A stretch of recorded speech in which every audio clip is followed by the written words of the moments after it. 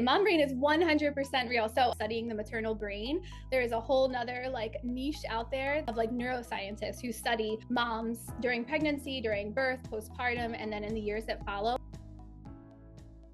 Now, if you could teach the world one key insight about moms and sexual well-being, something that could really move the needle, what would it be? First of all, most moms that I see are having trouble with their sexual health. They often think that it's something wrong with them. They blame it on hormones. They think that they are broken. And I always want to reiterate that they are not broken. And the majority of the time, it's not hormones, it's not something wrong with their body. It often has to do with just their life. Like they've taken on a lot, they're caring for others. They may or not have good support from their partner, and that can make a huge difference. And it is fixable. Figureoutable is a word that I use Yeah. with my kids that I often use with moms too. Yeah. It's something that if you're struggling, there is help. There are people who know what they're doing and who can help you. It's not a lost cause. Just because you have kids doesn't mean your life has to go down the drain or it's non-existent anymore. Even if it's been years since you've had, a good sex life, it's never too late to seek out help and get your sex life back in order.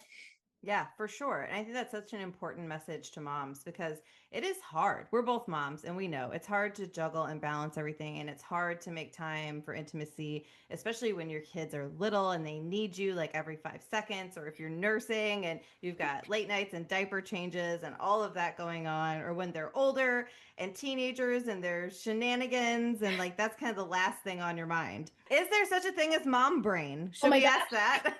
No, absolutely. I was going to say mom brain is 100% real. So I love sexual health, but I also have a special love for studying the maternal brain.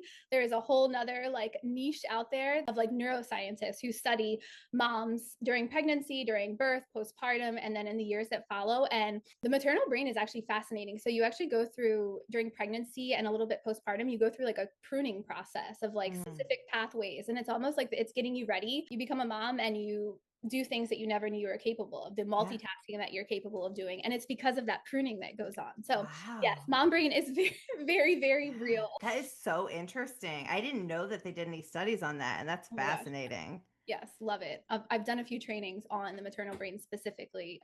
It's fascinating. Yeah, yeah, for sure.